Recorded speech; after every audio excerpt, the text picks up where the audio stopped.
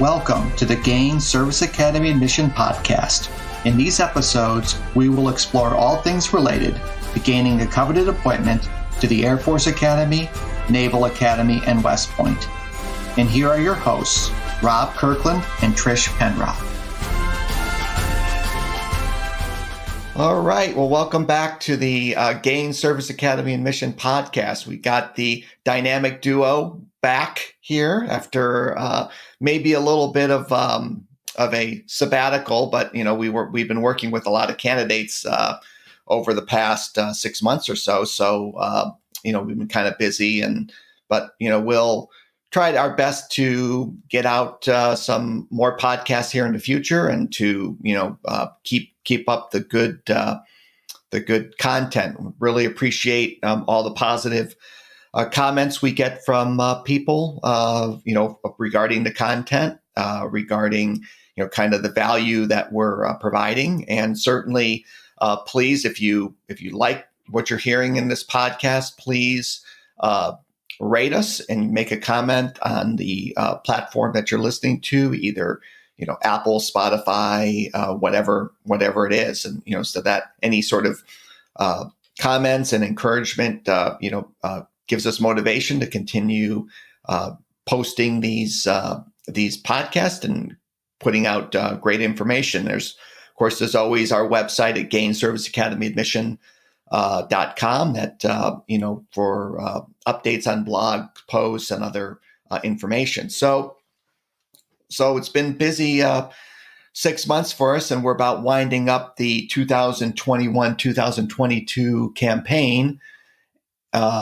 Pretty much it's done at this point. We're at April 21st now. There might be some, people at the end that may get some last minute, but we pretty much are concluded now. And so Trish and I just thought today we would just kind of riff on some lessons learned, because each year we do this, we learn, or we get things reinforced that we already know, and just, it becomes clear to us again, the importance of these things. And then sometimes there's new things that, that come up that surprise us. So, even after doing this, the years that we've been doing this, there's things that surprise.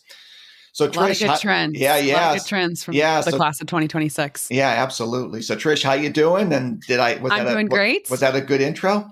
Yeah, it was. It was a great intro. And if you're listening and you have burning questions, we love your questions. Please send us an email at info@gainserviceacademyadmission.com. And maybe, we'll do a topic. Maybe we'll do a podcast on your question. And so please feel free. Yeah. So that's my email. So let's also put in Trish at gainserviceacademyadmission.com. So if you want to get Trish instead of me, you can email her too. That's right. Please do. Email us both. I'm the info guy and she's the Trish lady. So, all right. So good. No, but I'm love to answer your questions. And then, we've got the 30-minute, sign up where you can, go on our website under Get Help. And our first step of our process is the 30-minute call. So that's free. And so encourage you to, check that out too. If you want a little more, time to spend to pick our brain or to learn kind of what's going on in your life and what your goals are for the service academy. So there's always that too. Yeah, absolutely. Would love to talk to you guys about just clarifying the process a little bit. It can be so confusing. Yeah, definitely. Yeah. So we're here to help you guys and, make sure that, that you understand it as best as possible. So I've got a bunch of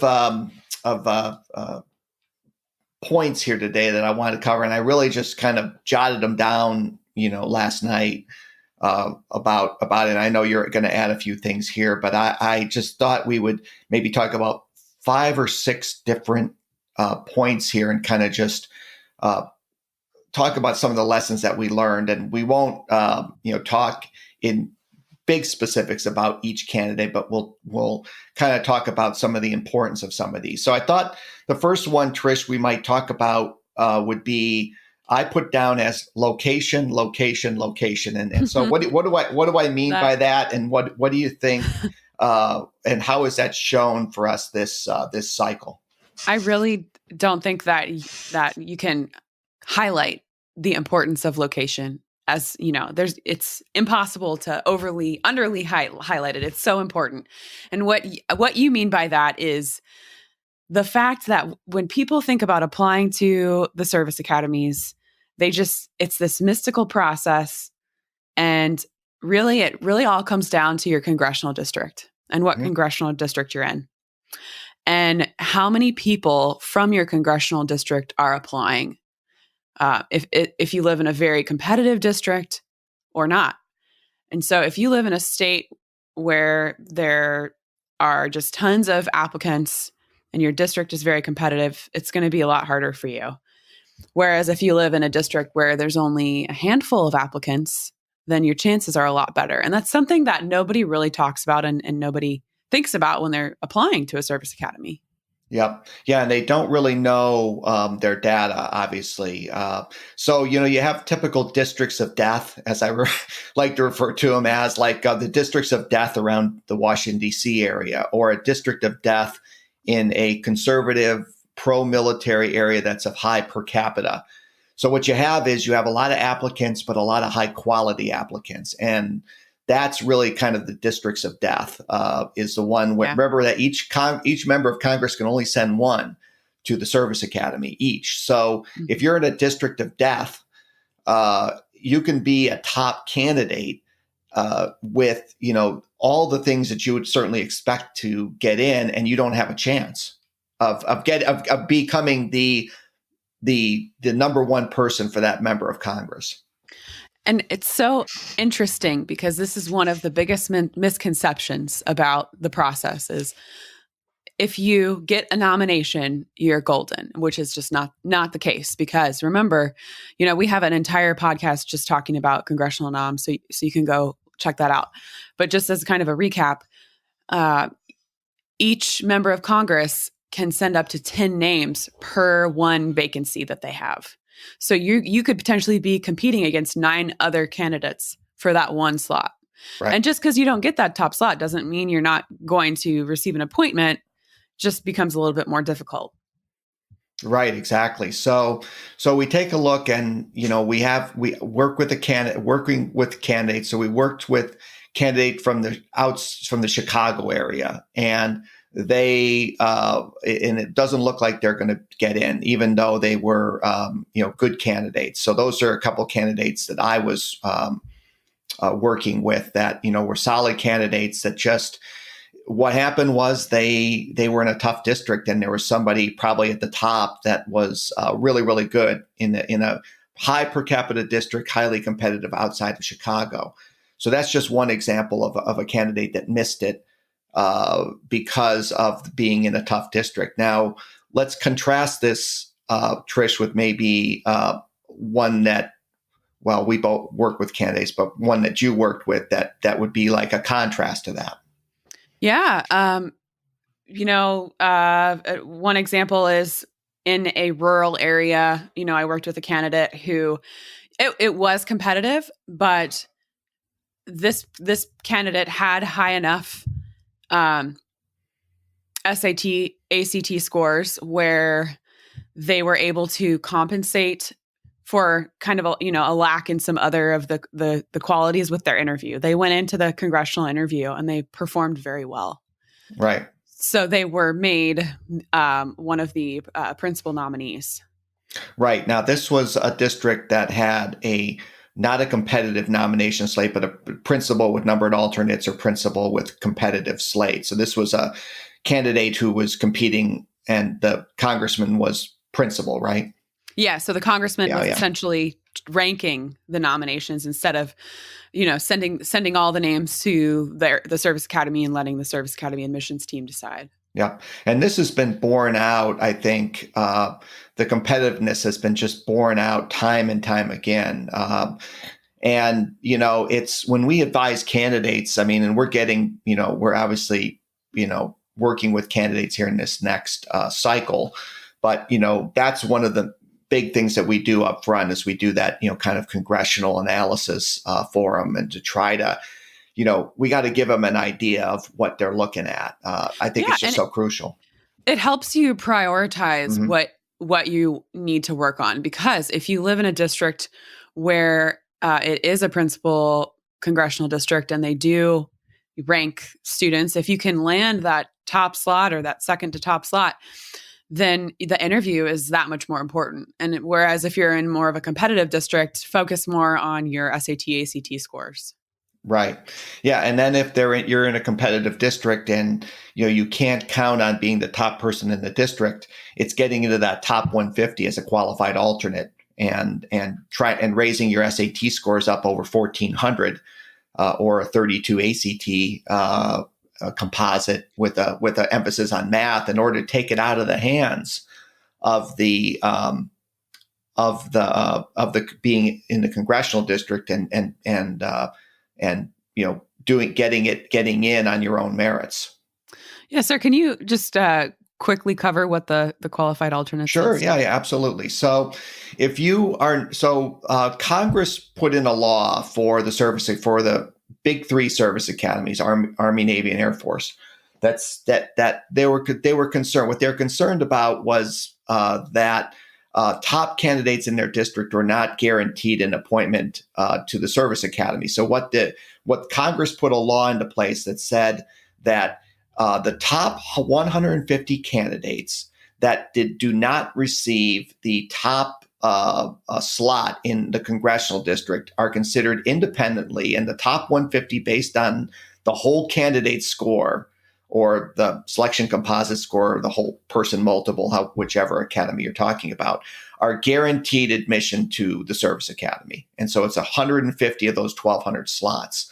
And so about 60%, if you combine the rank in class with the SAT, ACT with a higher percent weight given to math than English, what you're looking at is, if you can raise that SAT score up to a certain level, usually over 1,400, or 32 ACT, and have a solid,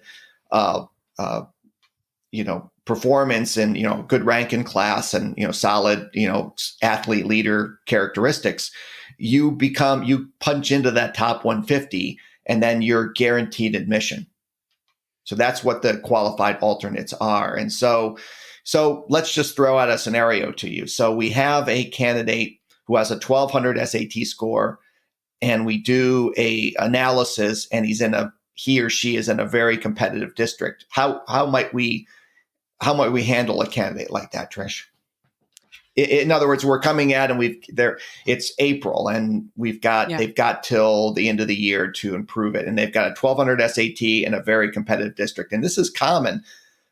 This is a common candidate that we're working with, but solid across the board. It's got good athletics, Eagle Scout or, Gold Star, doing all the other, varsity sports and things like that. What do we tell them or her?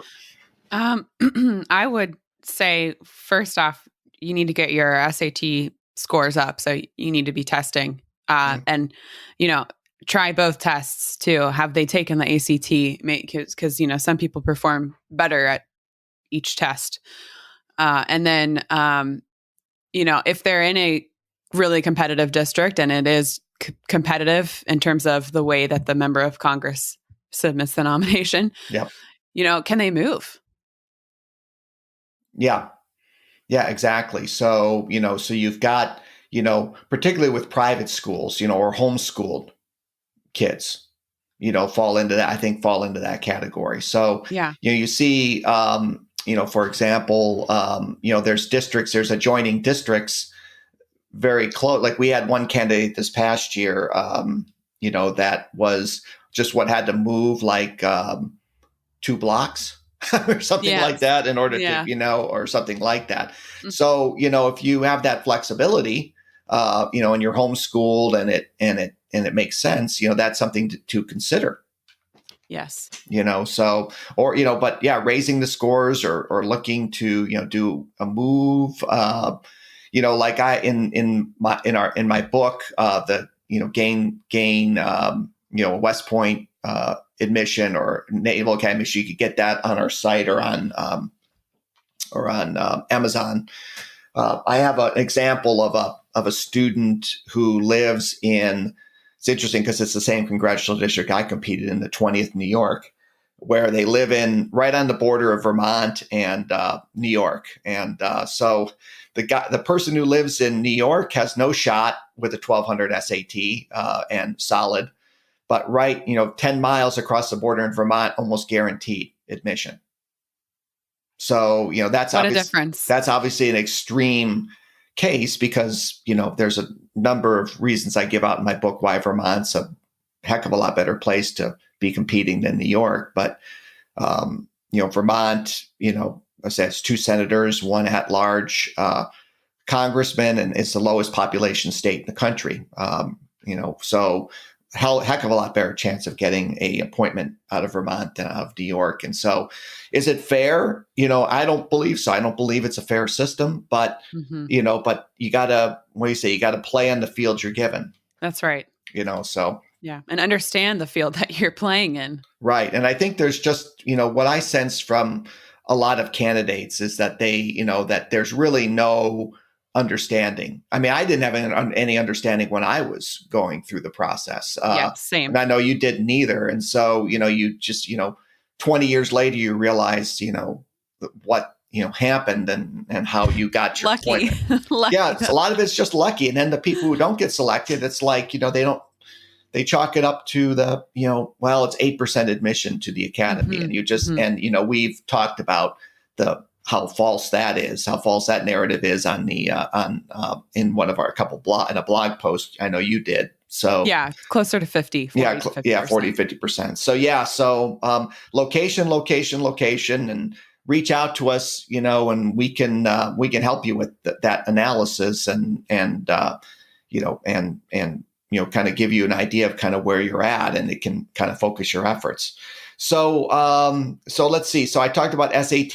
We already talked about SAT or ACT test scores and the importance of punching into that top 150, which is, I think we've kind of beat that. But I think, again, the importance of the math score, to, the weighting of the math score versus the verbal score, I think is another thing that, is important to understand because, what I'm finding with the ROTC and with the service academies is the extraordinary weight they put on the math SAT or the math, the math/science ACT score.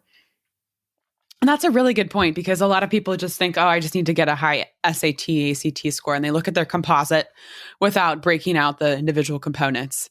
And it really is important to, if you're even, with your scores, go for math. Yeah. Try and improve your math score. Yeah, exactly. And I oftentimes get, a look of shock from from parents and candidates. Well, I'm in AP calculus in 10th grade or 11th grade, or, I didn't even do AP calculus in high school. I did pre-calc in 12th grade, but, they look at that and sometimes that can be a disadvantage, particularly if you take your focus off the SAT or ACT and think that, that the academy is going to think that, AP Calc 2 BC is going to get you in when, then you do your SAT and you get a 1200, score and you're completely eliminated, even though you're taking this advanced math. Sometimes it can be a detriment because you're involved in all of this, trying to find the volume of a cylinder and you forget the basics. Yeah. And you forget the algebra and all the other geometry that you were doing in the 8th or 9th grade, if you're doing advanced math.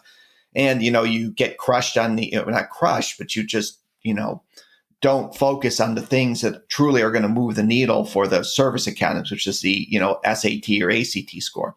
Yeah.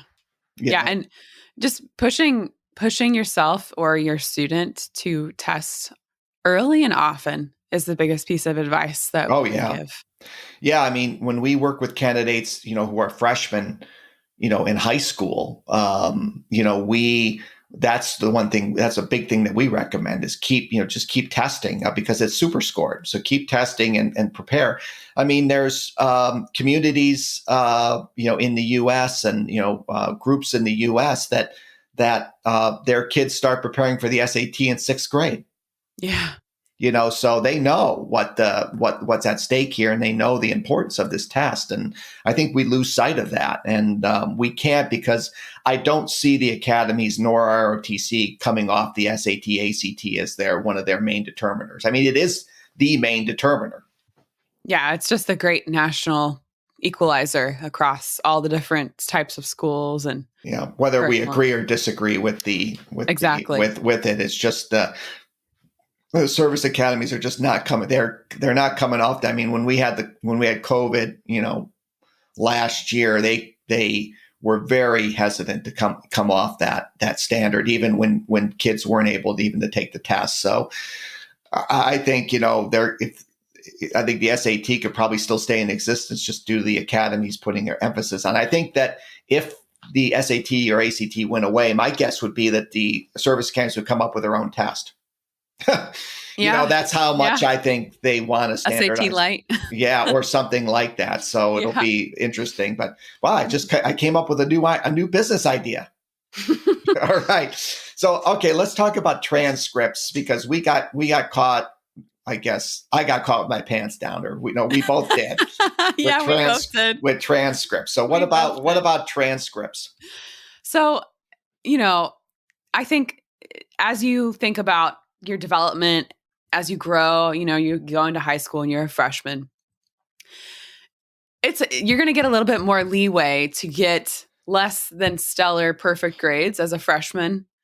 And then, as you get older and as you go up to being a junior, that leeway becomes less and less. So your grades, you have to get close to a 4.0. I mean, the average is a 3, basically a 3.9. And it really does matter. A C when you're a freshman is okay. And, same as a sophomore, but the more consistent you are with poor grades, the more questionable the admissions team is. Their confidence in you to excel at a service academy is going to be doubtful, right? Is this person going to be able to handle the intense curriculum and then live in the 24/7 military lifestyle while at the same time pursuing physical fitness? And that just makes them doubt that you're going to be capable of pulling all that off. Right. So making sure that you're doing the bare minimums that you need to do to turn in work and things like that. Working with a few candidates, it's like, well, what happened here? What's up with this grade? And it's like, well, I didn't turn in the assignments and then I got a 0. Okay, well, that's just unacceptable and that's not going to fly. That's just not the commitment to excellence that the military is looking for, especially to go to a service academy. Right. Yeah. I mean, it's really, of course, rank in class is 20% overall. So obviously a poor grade is going to decrease your rank in class, right? But if you're in not a very competitive high school or a less competitive high school, then maybe that low grade keeps your rank high in your class, or at least, somewhat acceptable. Or maybe you took some AP courses later that were weighted higher that got you a higher rank in your class, but still the academy is going to go back and they're going to see some trends. And if exactly what you're saying, Trish, if they see those trends that indicate that, there's some hiccups here, what's going on, that can screen you out. I mean, there's a bunch of things with the service academy application process that can screen you out. They're not necessarily going to get you the appointment, but the academy's looking, I want to say they're, like these evil people that are looking to get rid of people, but they're looking for like indicators, and the indicators, are like that C, and we're going to talk about essays and interview and stuff, but they're looking for, because the vast majority of candidates are going to be solid performers. They're going to be, A's and B's, mostly A's, but if they see something that's out of the ordinary, it's going to pull up a red flag. So we had candidates this past year that we thought were in, and the transcript, and they nitpicked that transcript. Yeah, and which I think they should with rightfully so. Absolutely, it makes them question that you're going to be able to handle everything, right. And keeping in mind that really your unweighted GPA is more important than your weighted GPA. or just taking away all those AP classes, Yeah. what is your unweighted out of 4.0 GPA? Because Yeah. that's really important. Yeah, exactly. And then also, the rank in class, I think they probably add in the AP, as a boost to the Yes. to the rank in class. So, Mm-hmm. that's an indicator too. We don't want to say that AP, is not, looked at by the academies. I think they find that as encouraging and Definitely. show like that. So, but grades and what you're doing, like, or for example, getting A's in the easy courses and B's in, B's or low B's and all of the difficult courses, Yeah. something like that, where that indicates, okay, this person does have a good GPA, but what's he or she doing in the courses that are truly going to be difficult? You know what I mean? Got an A in underwater basket weaving. That's well, great. exactly right. Yeah. What do you call it? Car repair or whatever. Car repair. Yeah, or whatever. Well, it's interesting that it really does seem to be a bit of a process of elimination from the admissions side of the house. Yeah. It's like they get all these names from the congressional nominations, and then they go through the names and they're looking, okay, is this person actually qualified? Right. Exactly. Yeah. No, I mean, that's exactly right. I mean, are they qualified? Are they, yeah. I mean, is there anything that should cause us concern? So this goes into our next point about and I'm just going to skip over medical till later, which gives us nightmares. All right. Yeah. So I should probably not end on a nightmare, but so interview and essays, are kind of in the same, I think for the academies, are kind of in the same boat as maybe some of these, B's and, the ones, the screening out kind of stuff. Definitely. Specifically for interview preparation, I think about, okay, you can have a good interview and you can have a bad interview.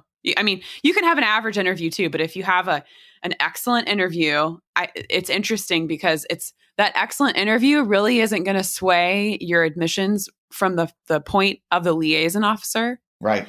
But going back to the congressional nomination process, if you live in a principal district, it could sway your admission, from the nomination standpoint. However, from a bad interview, that's both your liaison officer and the congressional nomination. You might not get the nomination altogether. Yeah. And then the field force officer, if you're going to West Point, or the other liaison officers, could say, this candidate, I do not recommend them for admission. So yeah, and that's another screening out. So, but yeah, you're right. There's a difference. So I'd say the interview you want to do solidly if you're in a competitive district, meaning that they nominate by the competitive, or with your blue and gold officer, field force officer, evaluator, ALO, just perform solidly, things like that. But but getting back to your point about the districts that do the principal nomination, where that interview may be huge, is I'm 2 years ago working with a candidate, and who I'm talking about here. Yes. Who so this was, all of them were done by Skype or Zoom. All right. So this candidate told me that, that they saw each of the candidates in like a waiting room. Right. So the candidate we had, not due to any prompting from me, was trying to get into the academy, and had their whole background adorned with, tanks and planes and, and American flag and, the service flag, and, was wearing, the uniform for their, for junior ROTC, and was enthusiastic. Whereas the other candidates were just kind of, sitting in front of the video, man. So this was a person who, just wowed the committee and is now at the academy because they made that because first of all, they were genuinely enthusiastic, but, but they clearly blew away their competition. Mm-hmm. I mean, it's so that's the kind of thing, where just doing stuff like that can make a difference. And they also were armed with that knowledge, though, that interview was that important. And that's that I don't know that would have happened had we not helped that candidate.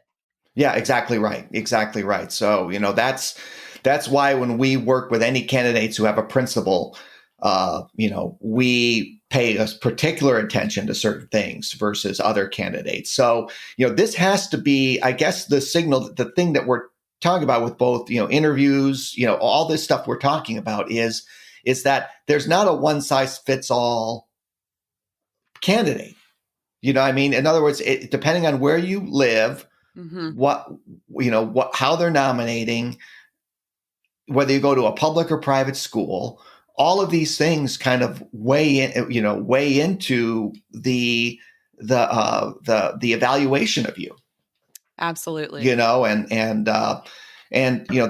are the kind of things that we do that I think that make a huge difference and to overall to helping candidates. So I can't emphasize it enough. I mean, it keeps coming up every year. Every year is the It same does. kind of things. And it's like, and the academies don't tell you about any of this stuff. I mean, they just don't. Yeah. I mean, they just don't. And I think it's because they know the system is somewhat unfair and they don't want to, they're not going to tell you to, do X, Y, and Z. It's just, there are some, kind of field force or ALO blue and golds that, that are really on top of things that may, give you some hints and things like that. But it's generally, it's like a secret. They're trying to make some sort of secret about something that shouldn't be. But I think if everybody knew how the system was, I think they would find in some ways unfair. So, but in any event, that you and I have railed about this, and I rail about this to you. I guess I'm too much of an old grad now. I'm just railing on this on stuff like that. So do a good interview. And if you're in a principal district, make sure you do a great interview. Same thing with essays, I'll have some trends I would love to talk about. Yeah, you want to talk about like like the interview and essays where you go like, I'm the greatest thing since sliced bread, and and then this is what I've done, and I've flown solo across from New York to Paris, like the Charles Lindbergh, and therefore it should be painfully obvious to you that you need to I'm the best. Appoint me. Yeah. Does that work? That will not work. That will get you. That'll be the process of elimination. But I'm the Charles Lindbergh of the Air Force Academy. Yeah. All right. Tell me what's the trend you're seeing on? Yeah, it's exactly that. It's this need to almost like a self-validation tool, of how incredible you are, and these are all of my feats and my accomplishments, and just being honest. By submitting your profile, your resume, all of your activities, people are going to see that you care, that you're involved, that you've taken leadership roles. But learn why you want to serve, learn why you want to lead, and learn why you want to lead in that branch. And if you can learn those three things and articulate them with stories and things that have happened to you throughout your life, that is going to set you apart from 90% of the other applicants. Right. And it's not self-apparent. So it's, like the value set for the Air Force, the value set for the Army. And I have a rant on on a previous podcast here. Just go under, I forgot what the name of it was, probably Lieutenant Colonel Kirkland rants about, I think it's military ethos. I think that's the name of the episode, where I just go through, I just decide to turn on my mic and just rant about this. And so, it's worth it to see somebody ranting for like 30 minutes and lecturing people. But I always recommend to students too, when they're writing their essays, to take the core values of the branch that they're writing the essays for and put them out in front of them, and then think about the core values for every question. Doesn't matter if it has nothing to do with the core value. If you can display that core value through your essays and even when you're interviews. And another big piece for the essays is that sometimes the questions are kind of smushed together, like the Naval Academy, for instance. It's basically like 3 questions in one. Yeah. Make sure that you're answering all of those essays. I know that's kind of basic, but you don't get to pick and choose. You have to answer the entire question.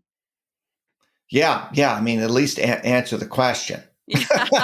Like at the very least. Yeah, yeah, and then also proofread your stuff because that's a screening out. That's a screening out. So remember, the academy's looking to screen out people. So not that they're evilly looking to do that, but they're just looking for indicators. And if you don't have the if you don't have the patience to if you don't have the care to make sure that your essay is proofread, then that's another indicator. So great points, Trish. Yeah, I mean it's doing things like selfless service, honor, integrity, all of those things is kind of just to make sure that you kind of get that. All right, so let's talk. So we got two more things to talk about here. One is any timeline things that you were thinking about. These go hand in hand with medical, but before we get to that, I will say, there's a lot of athletes out there who are practicing at the end of the summer and their main seasons in the fall. Don't put your CFA off until the last minute. Do not do that. You're going to get so busy with sports. You're going to get busy with school at senior year. Knock that CFA out as early as you can. So now is a great time to start preparing to maybe take the CFA in the July, August timeframe.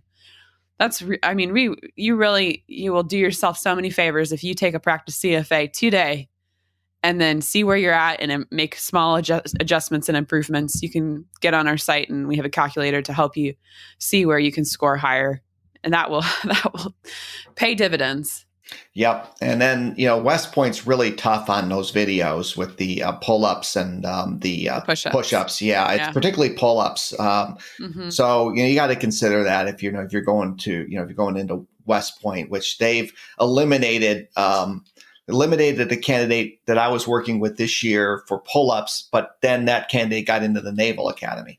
So it's like, I don't know what that says. It's, I guess, that West Point gets rid of somebody, for not being able to do a pull-up well. But I guess the Air Force do it if they couldn't do any pull-ups. No, I'm just kidding. Just okay.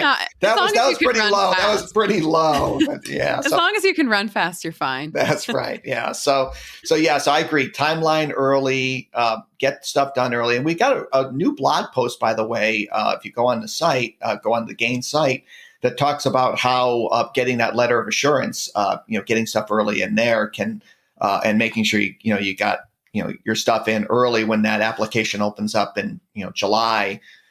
Can sometimes, get that letter of assurance, to guarantee your admission. So go to that. We won't go into what a letter of assurance is, but it's, you can see that on our website. But, making those kind of, progressions during the summer and, making sure that you got all your stuff in and not waiting till the last minute. Absolutely. And that leads into the biggest piece, I think, which is the sooner you accomplish all the application tasks, the sooner the Service Academy is going to forward your name to DODMERB to start the medical clearance process. Right. And each, trip mechanism for each Service Academy is a little different. So it really just depends. If you're applying to multiple Service Academies, though, you only need to do it once. You only need to do one DODMERB physical for both Service Academies and our OTC. So keep that in mind. If you know that one Service Academy is easier to start the process, just get it done as early as you can.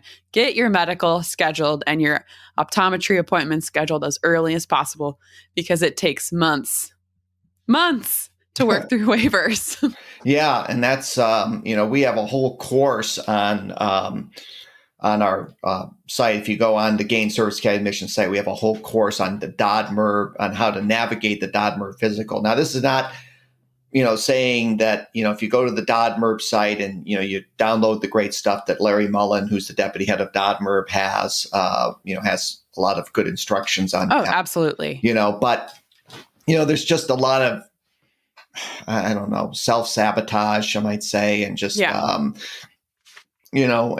things where, the biggest thing that I've been seeing over the last few years is like, with the COVID is like people being diagnosed with stuff by doctors that are not competent to do the diagnoses. And I've seen this in a number of different occasions here. So let me give you an example of a case. So see, there was kids that were, obviously, that were all of us were kind of going stir crazy in our house during COVID, trying to, climb into walls and, wearing masks and things like this. Well, this had obviously an effect on kids who couldn't be in school. So they were kind of, down in the dumps. So mom calls up the pediatrician and says, my child's down in the dumps, not feeling that good. Can you give them something? And so the pediatrician, without even seeing the kid, gives them an antidepressant. Well, that's a academy death sentence. Right. So if you buy, that is a DODMER disqualifier. And it's not saying that you can't get a waiver from the various services regarding that, but that's an automatic DODMER disqualifier is if you are been prescribed antidepressant thing within the last 2 years. I think that's the standard. Yeah. Mm-hmm. So this candidate is fighting for their life, trying to convince the waiver authority that this thing was misdiagnosed by my pediatrician who never saw me. And of course, the academy's like, yeah, we've heard, or the academy waivers going, yeah, we've heard that from. Well, they're not saying that to him directly, but they're saying, yeah, we've heard that from 200 or 300 other candidates that are still getting that waiver. Yeah. And you're going, no, I really wasn't depressed. My mom over medicated me or, was overly concerned about me. And I wasn't properly diagnosed by someone who, was qualified to do that. And so such a common trend. So they fight through it. They're trying to fight and they're fighting it for months and months and months. And I think the point is that, one of the major points that I see that I always ask candidates, we give them the 164 questions that DODMERB are going to ask. And we say, and then when I say, well, what, before they even fill out the application, the application, the questionnaire online, I say, what are you going to answer yes to? That's the first thing I say. I say, what are you going to answer yes to? Say, well, I'm going to answer yes to this. And I go, well, was a person who's a specialist in that particular issue? Did they diagnose you with that? Well, no, it was just kind of a side conversation that the pediatrician told my mother. And I say, well, as far as, unless you got somebody who gave you, a clear indication from a specialist in that area that you have that issue, you need to seriously question whether or not you even have that issue. Yeah. And I see this time and time again, but once you put yes down on that, mm-hmm. You go down a black tunnel. Yeah. I did the same thing. Going right. in with sports-induced asthma. Yeah. So I think I missed my own graduation party because I was going out of state to take lung capacity tests to prove that I did not have sports-induced asthma. And at the nick of time, my waiver came in. Yeah. So that's it. Yeah. It wasn't even, it was my primary care doctor. He said, oh, you might have sports-induced asthma. Here's an inhaler. And I never used the inhaler. And that is so common. We see that with candidates all the time. Yeah. And, so you see the thing, it's not that the pediatricians are trying to, sabotage your service academy appointment or not appointment. It's just that they don't know. I mean, we have an over-medicated society, an overly concerned society. We have the helicopter parents, God love them, right? That want to do the best for their kids, but it's causing havoc. And then there's, and it's like they're just doing it as the pediatrician is prescribing these things as as just like in your case, just as a precaution. Mm-hmm. But the problem is that they don't know what effect that's going to have on the academy's medically qualifying you or the DODMER medically qualifying you. And a lot of times these issues are happening before there's even a talk about applying to a service academy. Right.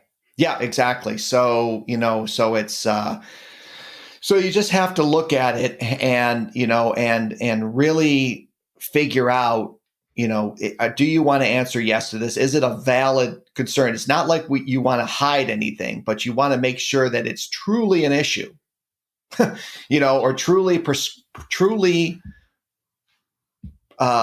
diagnosed by a person who is qualified to do so. That would be I think one of the biggest takeaways. And then another one, Trish, another subject is actually following the directions.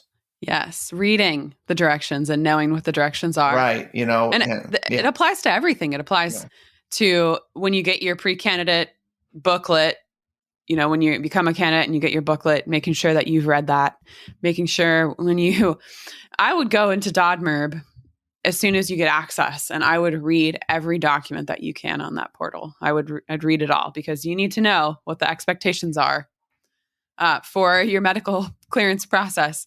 And if you have some sort of condition, and there's instructions that you need to follow before you go to your medical appointments, you need to follow those instructions, because if you don't, you could be disqualified.